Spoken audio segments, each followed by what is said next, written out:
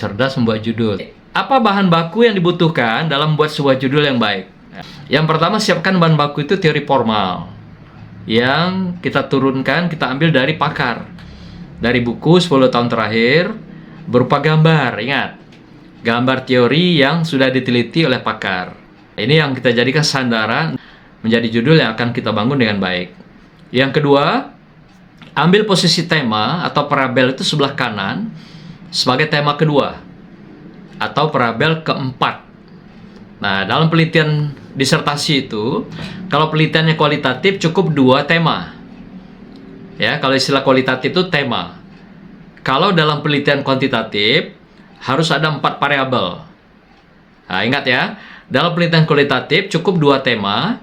Itu untuk membedakan saja, untuk membedakan antara kuali dan kuanti. Jadi kualitatif kita kenal tema, cukup 2 saja. Tema pertama, tema kedua. Kalau dalam penelitian kuantitatif ada 4 variabel. Nah, variabel itu biasanya 1 variabel terikat, itu posisinya di X4 atau Y, kemudian 3 variabel bebas. Posisinya variabel X1, X2, dan X3. Nah, nanti kuantitatif itu ada 2 model lagi, ada model PET analisis, ada model korelasi. Anda tinggal pilih nanti kuantitatif yang model PET atau model korelasi. Kalau kualitatif macam-macam, ada 5 jenis, tapi model judulnya sama. Cukup 2 tema. Nah, yang ketiga, turunkan menjadi kepingan bahan baku judul. Dari gambar tadi ya. Lalu kita turunkan menjadi bahan baku judul. Apakah tema atau variabel namanya? Tema dalam penelitian kualitatif dan kuantitatif digunakan variabel. Yang keempat, bangun jadi judul yang baik. Nah, setelah kita punya bahan bakunya, kemudian kepingan-kepingan bahan baku tadi, itu kita bangun menjadi judul yang baik. Jadi mudah sekali sebenarnya buat judul itu. Jadi nggak bisa judul itu saudara buat ujuk-ujuk, apa yang terasa saudara buat, hasil imajinasi itu hayalan ya. Kita ini kan bukan aliran paranormal, tapi kita bekerja dalam wilayah aliran-aliran normal. Jadi semuanya berdasarkan logika, rasionalitas, keilmuan. Jadi bukan menurut rasa-rasa, menurut saya kira. Itu kerjanya paranormal itu. Nah, itu seperti itu tadi. Pokoknya bikin saja apa yang saudara pikirkan, apa yang saudara rasakan, bikin saja. Nggak mau gitu. Jadi kita wilayahnya aliran-aliran normal, rasional, yang kita lakukan dan juga tentu logis ya. Yang penting lagi berikutnya, teori formal itu apa? Kita pahami dulu. Teori formal itu adalah ilmu yang telah dibuktikan kebenarannya secara empirik oleh pakar atau ahli melalui sebuah prosedur ilmiah dan metodologis yang teruji, terukur, terstandar secara keilmuan yang logis dan rasional. Nah, jadi teori atau ilmu yang sudah formal itu adalah yang sudah dibuktikan kebenarannya. Dan dia biasanya kalau sudah dibuktikan itu, dia bikin teori itu dalam bentuk gambar. Gambar-gambar yang seperti saya contohkan tadi, itulah yang kita ambil nanti kepingan-kepingan dari gambar itu yang menjadi bahan baku, kemudian itu kita bangun menjadi judul. Gitu ya. Nah, contoh kita lihat lagi. Ini contoh-contoh teori formal itu kayak tadi yang sudah saya tampilkan. Teori tentang budaya organisasi, tentang loyalty customer, loyalitas pelanggan. Sebelah kanan ya, ingat. Nah, itu yang penting didudukkan dulu. Lalu berikutnya ini apa lagi? Tentang impact organisasi. Nah, impact organisasi atau nilai tambah terhadap sebuah organisasi. Organisasi itu boleh sekolah, pendidikan tinggi, atau lembaga apapun, pesantren boleh gitu. Ya, itu namanya organisasi. Nah, itu contoh-contoh teori-teori formal ya. Ada gambarnya seperti ini yang dibangun oleh para pakar yang berangkat atau bertolak dari hasil riset atau penelitian. Nah, sekarang kita contohkan, kita bangun ya menjadi sebuah judul yang bagus. Misalnya organisational impact atau nilai tambah kepada organisasi. Contohnya adalah kita turunkan impact organisasi Nah, ini tadi ingat yang belakangan ini ya, impact organisasi, organizational impact. Nah, itu jadikan, turunkan jadi tema kedua di sini ya. Lalu yang berikutnya ambil di pinggir kirinya, di tengah ada satisfaction. Satisfaction ini adalah apa artinya? Kepuasan ya. Kepuasan. Nah, kita bikin misalnya kepuasan kerja lah ya. Jadi kepuasan kerja di sini. Ini tema pertama. Ini tadi tema kedua. Nah, seperti ini ya. Jadi satisfaction itu ada tema pertama. Impact organisasi ada tema kedua. Nah, setelah kita dapat tema-tema ini dari teori formal tadi, ingat teori formal tadi ini? Ya, kita ambil kata-kata kuncinya yang menjadi tema-tema. Ini untuk model kualitatif ya penelitiannya. Nah, lalu kita bingkai menjadi judul. Kepuasan kerja ya. Kepuasan kerja. Nah, dalam memberikan kontribusi atau impact organisasi tadi. Impact nilai tambah. Biarlah impact itu kan sudah bahasa Indonesia ya. Impact nanti lihat bahasa Indonesia. Kepuasan kerja dalam memberikan kontribusi impact organisasi. Atau impact organisasi ini langsung kita bikin. Misalnya impact PTS. Nah, kita mau penelitiannya di mana? Ya, misalnya studi kasus di Kepri atau Kepulauan Riau. Kepuasan kerja dalam memberikan kontribusi impact terhadap PTS, studi kasus. Nah, Anda boleh di sini siapa yang mau Anda berikan kepuasan? Apakah karyawan? Jadi apakah dosen? Apakah karyawan? Anggap misalnya karyawan ya. Karyawan ini bisa juga dalam bahasa lainnya apa? Tenaga kependidikan ya. Kalau dosen itu tenaga pendidik di PTS, boleh terhadap karyawan PTS. Nah, studi kasus di Provinsi Kepulauan Riau. Nah, jadi Anda meneliti di sini berarti karyawan nanti atau tenaga kependidikan, boleh ya. Anda tinggal pilih mana yang Anda mau atau mana yang diambil, apakah dosennya atau karyawan atau juga mahasiswa terhadap mahasiswa PTS bisa. Jadi boleh karyawan PTS atau dosen PTS. Nah, ini cara-cara sederhana dan cerdas menurunkan judul dari teori formal. Jadi Anda tidak perlu repot-repot, susah-susah banget sampai berhayal ya, sampai berimajinasi untuk mendapatkan judul. Enggak. Anda kalau sudah ketemu teori formal ini udah enak, udah selesai itu urusannya. Nah, tugas Anda sekarang adalah mencari teori formal itu yang sesuai dengan kebutuhan Anda, sesuai dengan keinginan Anda untuk melakukan penelitian. Itu yang paling penting dalam riset yang kita lakukan. Ya, mana mungkin riset bisa dilakukan kalau nggak punya grand theory? Nggak mungkin itu. Ya, baik kualitatif maupun kuantitatif. Karena siapapun kita, kalau penelitian akademis itu wajib bersandar pada grand theory. Kalau nanti sudah profesional, boleh turun bebas, apa yang Anda temukan di lapangan hasil observasi itu diangkat menjadi gap saudara, bisa, nggak masalah. Tapi kalau penelitian akademis tidak seperti itu. Harus dari awal kita sudah acu, kita sudah punya garis startnya gitu, ya. Baru nanti kita menetapkan garis finishnya di mana. Jadi garis start dan garis finish wajib ditetapkan di awal. Pengalaman menarik itu. Judulnya di belakang berarti Anda bikin itu. Nggak ketemu teori. Akhirnya setelah penelitian selesai baru sibuk cari teori. Nah, itu peristiwa seperti itu banyak kasus. Ya, banyak kasus. Atau juga Anda misalnya sudah dapat nanti proposal judul yang kita pandu dalam kuliah ini. Tahu-tahu di tengah jalan berubah. Nah, itu juga alamat itu. Alamat Anda juga akan mengalami perjalanan yang panjang. Dan boleh jadi tersesat di rimba keilmuan dalam riset Anda nanti. Karena Anda merubah di tengah jalan. Maka itu, kalau Anda sudah bersandar dengan teori, apapun kata promotor, ya, apapun kata penguji, nanti kalau mereka mau ngutang-atik merubah, Anda tunjukkan, ini loh teori saya gitu. Ini sandaran saya, ini pegangan saya.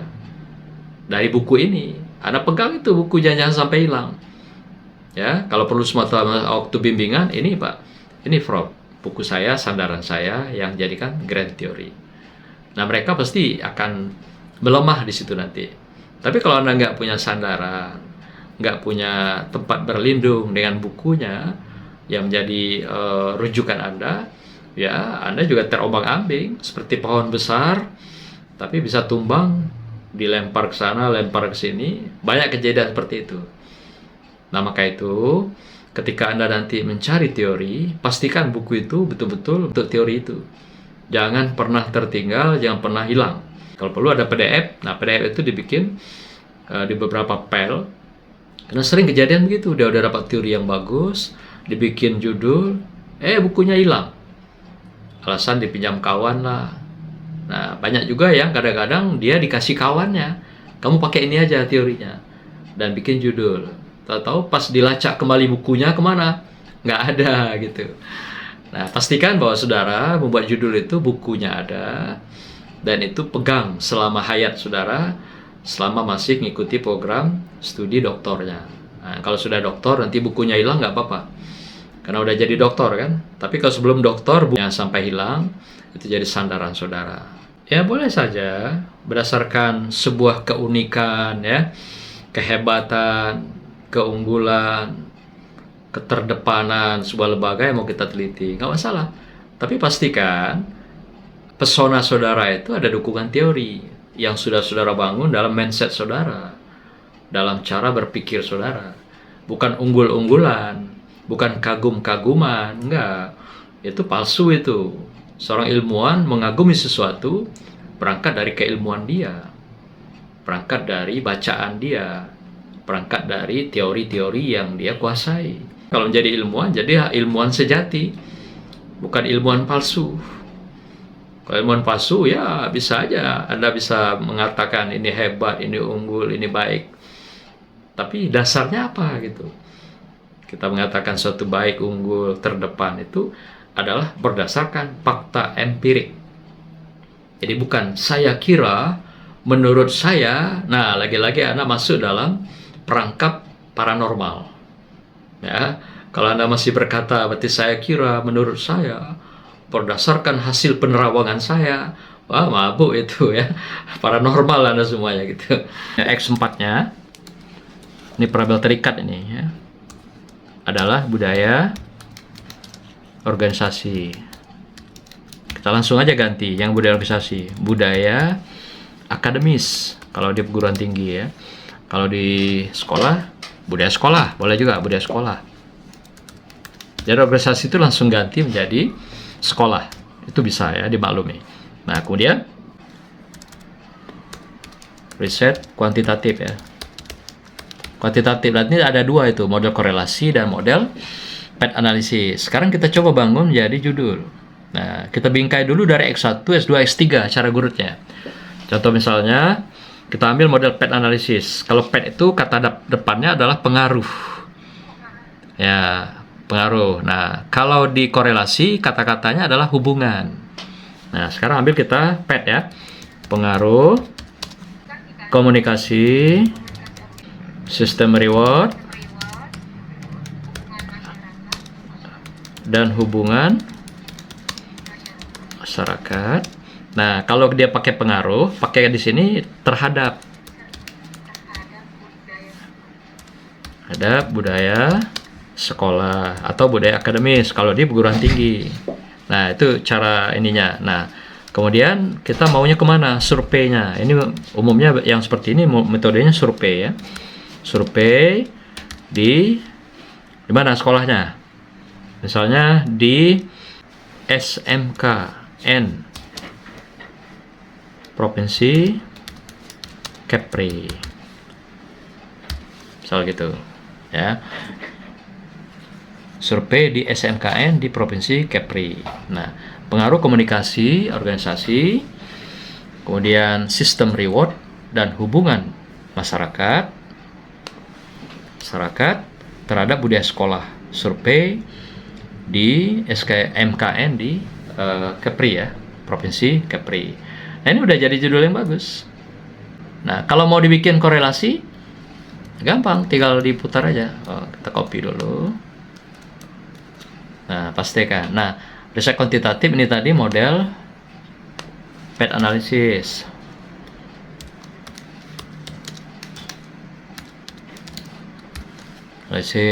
Nah, yang kedua model kuantitatif, model korelasi.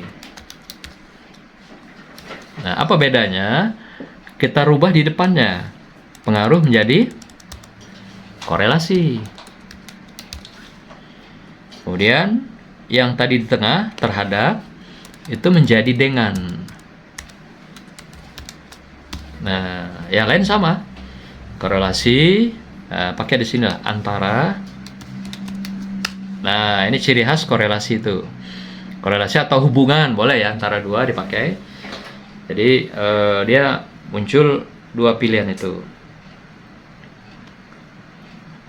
Nah, gitu ya.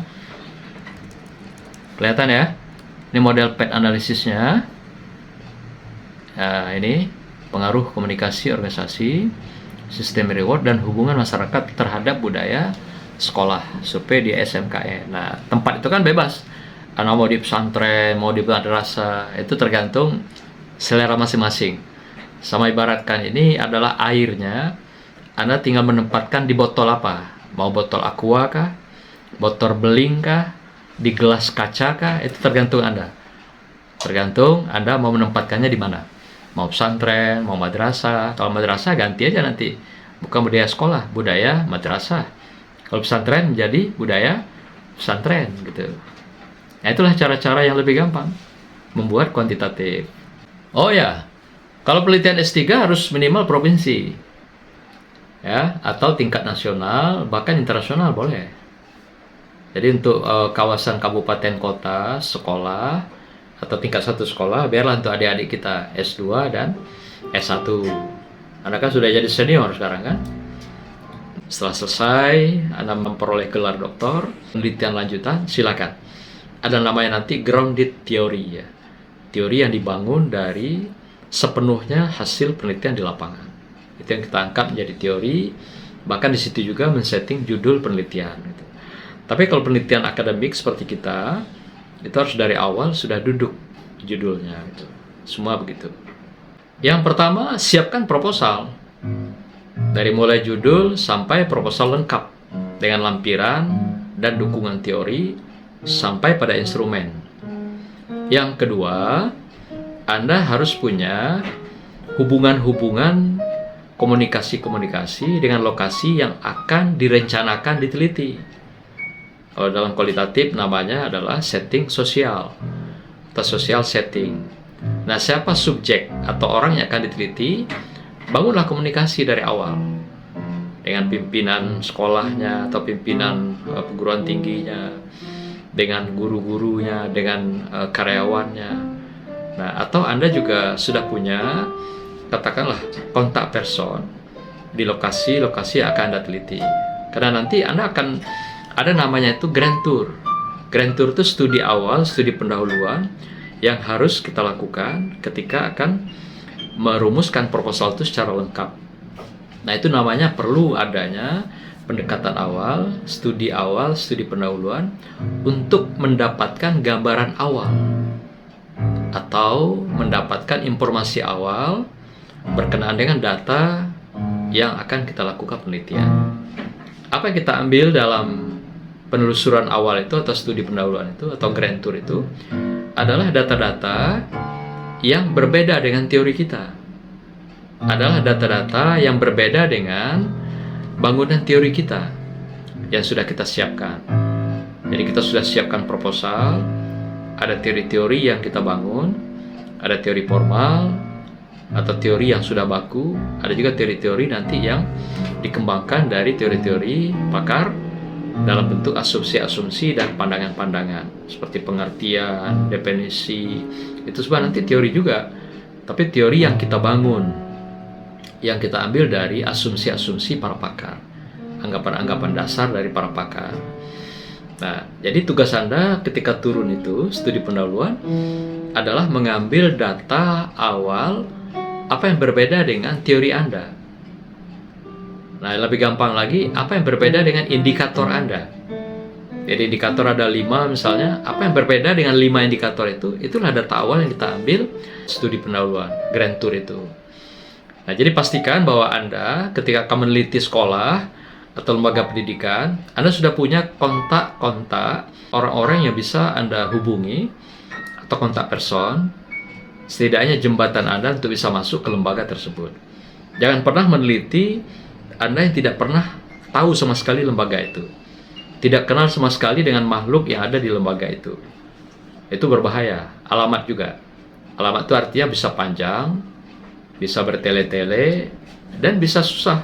Sulit nanti untuk mendapatkan data yang saudara butuhkan terkait dengan penelitian saudara.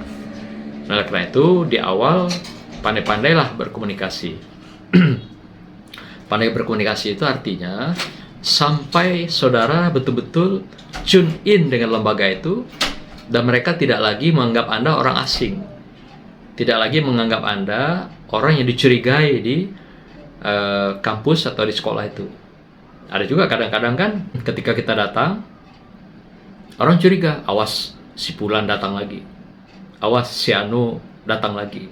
Nah, itu Anda berarti sudah dicurigai itu. Mungkin pertama kali masuk Anda sudah salah itu. Pertama kali masuk, Assalamualaikumnya nggak nyambung kali kan, nggak lengket di hati mereka. Nah, maka itu hal seperti ini dibangun sejak awal. Jadi kalau kita sudah ancar-ancar mau ke mana misalnya, ke pesantren kah, ke madrasah kah, atau ke sekolah kah, atau lembaga perguruan tinggi, Anda sudah punya dari awal itu kontak person yang bisa Anda hubungi untuk komunikasi tahap berikutnya. Jangan pernah Anda meneliti yang Anda tidak tahu sama sekali tentang lokasi dan orang-orang yang Anda teliti. Jangan pernah Anda teliti lembaga-lembaga yang di sana sudah tahu kita bahwa nggak bisa dapat datanya gitu. Tapi dipaksa juga. Banyak kejadian seperti itu. Main tembak-tembak aja dari meja gitu. Oh, kira-kira sekolah ini, sekolah ini, sekolah ini. Atau lembaga ini, lembaga itu, lembaga apa segala macam. Ketika izin sudah keluar, dia lapor. Oh, kami nggak bisa masuk, Pak. Alasan mereka sedang melakukan perubahan. Jadi tidak bisa dilakukan penelitian. Alasan mereka ini rahasia sekolah. Tidak boleh data-datanya keluar. Nah, tadi di proposal dibilang sudah melakukan observasi awal. Sudah melakukan Grand Tour. Berarti Anda melakukan kebohongan publik. Kebohongan akademis. Karena di proposal sudah lihat bahwa ada beberapa sekolah yang sudah kita lakukan turun gitu, Grand Tour. Tapi ternyata ketika penelitian Anda bilang datanya nggak bisa diambil. Sekolahnya nutup diri, nggak boleh melakukan penelitian. Berarti Anda yang dari awal sudah berbohong. Ilmuwan tidak boleh ada kebohongan. Ilmuwan harus berada di puncak kejujuran. Karena itu menara kita, menara gading yang kita banggakan terhadap masyarakat. Kalau Anda politisi boleh berbohong. Hari-hari, siang malam berbohong nggak masalah. Politisi ya. Tapi Anda akademis atau akademisi ilmuwan, tidak sedetik pun dibolehkan Anda berbohong. Nah, inilah kemuliaan kita, inilah harga diri kita, dan disinilah pula kehormatan kita sebagai ilmuwan dan akademis. Kalau enggak ya berubah status saja jadi politisi. Politisi emang hari-hari harus begitu, hari-hari menebar pesona, menebar keindahan, ya. Nah, tapi sekarang sekalipun Anda politisi, Anda memerankan diri sebagai akademisi. Jadi junjung tinggi kejujuran akademis, kejujuran ilmiah. Jadi jangan sampai Anda dari awal sudah menanamkan bingkai-bingkai kebohongan, kepalsuan, ya nanti juga pasti ketahuan. Anda nggak turun, dibilang turun. Anda nggak pernah silaturahim, dibilang sudah silaturahim. Anda nggak pernah komunikasi, bilang komunikasi. Karena ada juga itu yang ujian ya. Saya tanya, berapa kali Bapak Anda turun? Ada 3 kali, Pak. Penelitian kualitatif. Loh, kualitatif 3 kali. Datang pertama baru assalamualaikum, baru melihat gapuranya. Datang kedua baru assalamualaikum. Datang ketiga baru duduk-duduk di kantin. Nah, belum dapat data itu. Itu baru 3 kali itu. Melihat gerbang, mengucap salam, kemudian makan di kantin. Belum ketemu kepala sekolahnya, wakilnya, juga karyawannya. Belum ketemu itu. Kalau baru 3 kali. Maka itu apa beda antara kuali dan kuanti? Kualitatif itu penelitiannya elaboratif, berdalam-dalam, berluas-luas, dan berlama-lama. Kuantitatif, walaupun tadi parabel yang kelihatannya banyak 4, tapi bisa cepat, karena dia menggunakan instrumen yang langsung diisi oleh populasi sampel. Kalau di kualitatif, nggak boleh diisi-isi disebar begitu. Dia langsung turun membawa instrumen itu, dan dirinya sendiri adalah instrumen yang digunakan untuk mendapatkan informasi atau data penelitian. Nggak bisa disebar begitu, angket segala macam, nggak bisa kalau kualitatif. Karena kekuatan datanya adalah pada observasi. Kalau observasi itu berarti dia langsung merasakan, kemudian mengalami apa yang terjadi di lapangan. Kalau kuanti, dia menggunakan angket. Sebar angket, sekali aja turun, udah cukup. Selesai, karena dari data angket itu sudah ada informasinya. Nah, maka itu penelitian kuantitatif dan kuali itu apa bedanya? Kuanti itu penelitiannya sesuatu yang sudah terjadi, yang sudah berlangsung sebelumnya. Nah, itu dia. Kalau kualitatif, penelitian yang sedang berlangsung, sedang terjadi. Jadi kalau meneliti sesuatu yang sedang terjadi, Anda harus mendapatkannya melalui observasi. Tapi kalau sesuatu yang sudah terjadi, Anda mendapatkannya dengan instrumen. Instrumennya adalah dengan angket. Nah, beda kan? Antara dua proses itu. Yang satu dalam proses kualitatif, yang sesuatu sudah terjadi sebelumnya, sudah berlangsung prosesnya sebelumnya gitu. Misal kita meneliti akuntabilitas kepala sekolah, tanggung jawab kepala sekolah, bukan tanggung jawab waktu itu, tapi tanggung jawab yang sudah berlalu 2 atau 3 tahun yang silam. Itu yang kita ambil, bukan yang sekarang. Tapi kalau Anda meneliti kualitatif, yang sedang terjadi sekarang. Akuntabilitas kepala sekolah maksudnya yang terjadi sekarang, yang sedang berlangsung gitu. Nah, nampak ya bedanya ya? Nah, karena Anda sudah belajar metodologi, saya kira nggak terlalu sulit ya menangkap informasi ini gitu. Itu beda signifikan antara kualitatif dengan kuantitatif. Jadi kualitatif sesuatu yang sedang terjadi, sedangkan kuantitatif sesuatu yang sudah terjadi. Makanya kualitatif harus dengan observasi, data wawancara, dan dokumen itu hanya pendukung. Sedangkan kuantitatif menggunakan angket atau menggunakan tes. Kalau kita menggunakan variabel misalnya pengetahuan atau variabel kemampuan, itu dua itu harus dites. Karena kalau tidak dites, tidak ketahuan pengetahuan seseorang dan kemampuan seseorang. Prinsipnya, penelitian akademis itu bisa dilakukan pada sebuah lembaga atau organisasi pendidikan yang formal atau non-formal. Tapi mereka punya legalitas. Ya, punya kurikulum yang jelas, punya program, punya proses pendidikan dan pembelajaran. Itu kuncinya begitu. Maka itu meneliti pendidikan itu luas ya, apalagi manajemen. Majelis taklim pun boleh diteliti. Sepanjang majelis taklim itu punya sebuah yayasan, punya lembaga, punya badan, dan punya kurikulum. Kurikulum contohnya begini. Dia mungkin di masjid itu, majelis taklim itu 1 bulan ada 4 kali belajar. Belajar apa itu misalnya? Yaitu pengajian. Minggu pertama kurikulumnya apa? Pendidikan akhlak. Minggu kedua misalnya apalagi? Tauhid. Minggu ketiga dia belajar fikih misalnya. Minggu keempat dia belajar tentang hal-hal yang berkenaan dengan muamalah dalam kehidupan masyarakat. Jadi 1 bulan ada 4 kurikulum yang diajarkan dalam majelis taklim itu boleh diteliti. Jadi dia punya badan, punya yayasan, punya lembaga, kemudian punya kurikulum. Silakan, asal dia punya juga yang sejenis nanti. Di Jambi, kota Jambi misalnya, saudara ngambil di majelis taklim mana misalnya yang melakukan hal demikian. Lalu ambil lagi wilayah barat, Merangin atau Kerinci. Ada juga mungkin lembaga pendidikan, majelis taklim yang dibangun di masjid sejenis. Nah, wilayah timurnya mana? Tanjak Barat atau Tanjak Timur. Itu diambil juga salah satu majelis taklim yang ada di masjid yang punya model pembelajaran sejenis. Itu boleh diambil.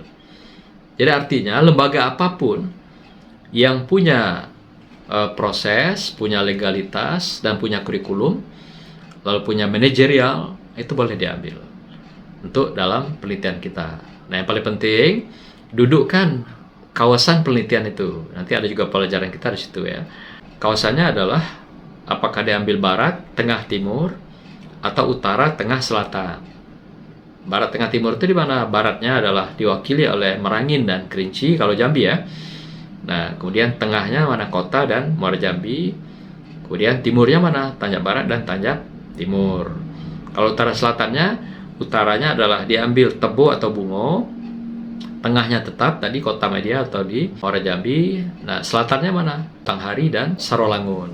Itu cara mengambil lintangnya. Sama juga nanti di Kepri ya. Di Kepri itu ada tuh wilayahnya itu. Baratnya mana, tengah mana, timur mana. Atau utaranya mana, tengah mana, selatan mana. Jadi yang namanya provinsi itu, walaupun dia punya 20 kabupaten kota, kita ambil 3 saja. Dari wilayah provinsi itu sudah dianggap mewakili kawasan secara geografis. Itu dalam teori populasi sampel seperti itu, boleh ya. Jadi Anda tidak perlu ngambil 20 kabupaten kota. Itu 7 tahun pun nggak selesai nanti riset saudara. Jadi diambil 3 kawasan, 3 kabupaten kota yang dalam lintang geografik itu.